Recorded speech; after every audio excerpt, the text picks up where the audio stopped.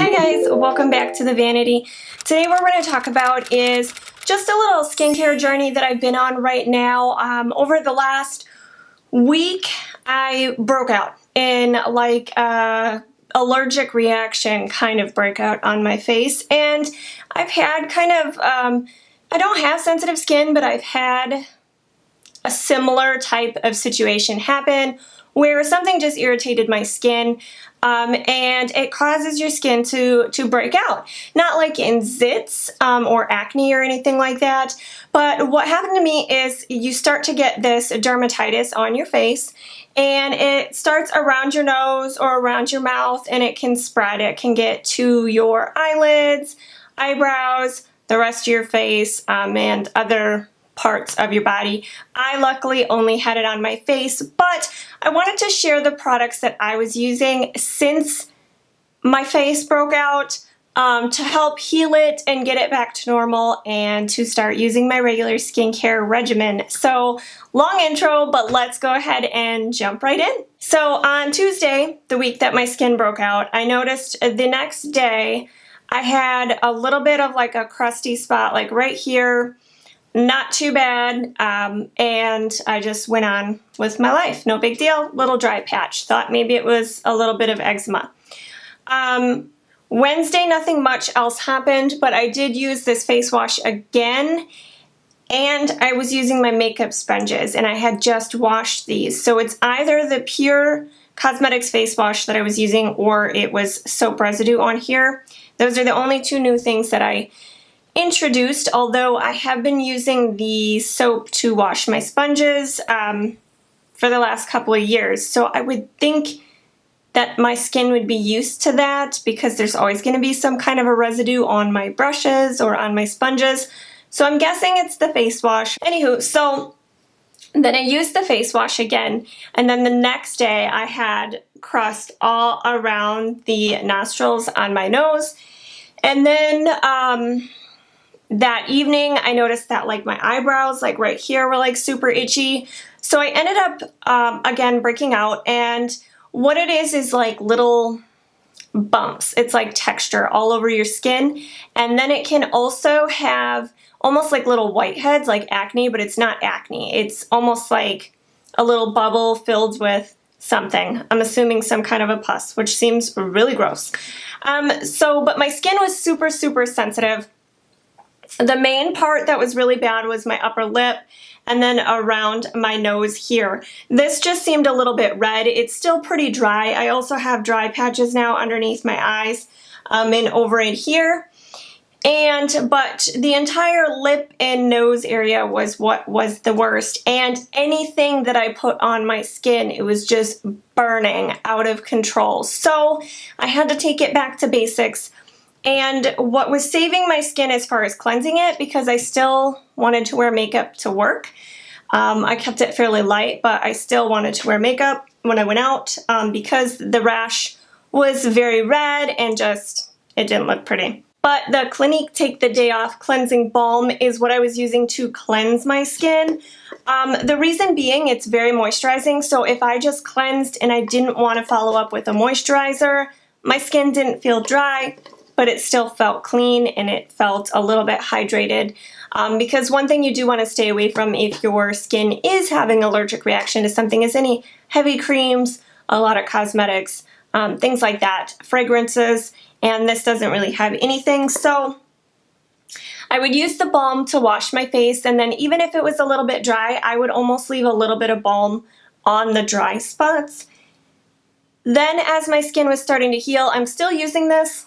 Right now, it's still a little bit dry. It looks much, much better, but I will also use my Bare Minerals.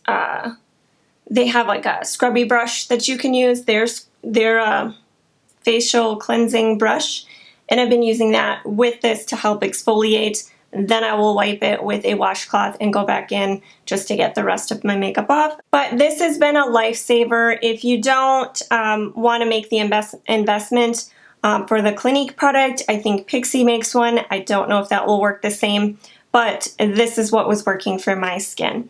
Then next up on the list was aloe vera gel. I couldn't put any facial moisturizer on that didn't burn. Everything I had was burning. So this was sent to me by a company, I believe it's just a seller on Amazon, but if you have a different aloe vera gel that you like, go ahead and, you know, keep one of those in your arsenal. But I will link these items. This is not sponsored by them. This is truly what I was using to help my skin. So I tested it out. I put the aloe vera on as a moisturizer and it didn't burn. So I continued to use this. What I did notice over the weekend, we went camping and I was out in the sun. The sun was burning it super bad. Sunblock was burning it, but I still had to put it on. The aloe vera gel, while it felt really great going on my skin, it didn't do a whole lot to moisturize the really dry, crusty spots. But I think it helped dry up the breakout or fluid-filled part of the rash, which sounds so gross. But I would layer it on and it wouldn't burn and my skin could still feel somewhat hydrated. This one is by Vassoul and it's their aloe vera gel. It's 100% natural and 99.75% organic. So it's just like any aloe, it's supposed to soothe and moisturize for dry and sensitive skin types. This one has no added color or alcohol. I think that is one of the important factors when you are picking out an aloe gel, is definitely get something that doesn't have additives in it so that you are not irritating your skin. But I thought I would give that a mention because that was the only thing I was putting on my skin, is these two items for quite a while. And then once my skin started to get a little bit better and I could tolerate more things, I was using this Aqua skincare. It's their Hyaluronate Prestine Serum. This again was sent to me at one point and I've been using it. They don't know I'm including it in this video, but it is a moisturizing serum and I've been putting this on. It's been really helping my skin and it feels great and it doesn't burn, and so I will use my Clinique Take the Day Off. I will put this on, and then now I've been following up with the Ordinary 100% organic cold pressed rosehip oil. So as my skin's been able to take a little bit more and the dry, crusty, flaky stuff is gone, I've been moisturizing with the oil. The unfortunate thing is my makeup's not really lasting throughout the day because I'm putting oil on my face underneath it, but it's really helping do a good job at just bringing my skin back to normal and balancing it out. So I already had this on hand, and that's why I chose to use it. So I just want to give you guys, I just wanted to share with you guys the things that have been working for me. If you have sensitive skin and it does have allergic reactions from time to time, maybe try these types of products out. I'm not saying the exact ones. If you want the exact ones, great.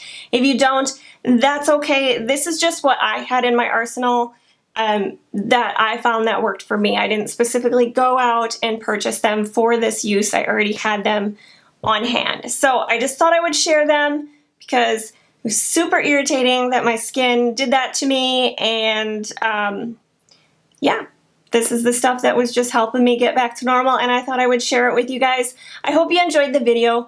Please give it a thumbs up if you did, and I'll see you guys in my next one. Bye!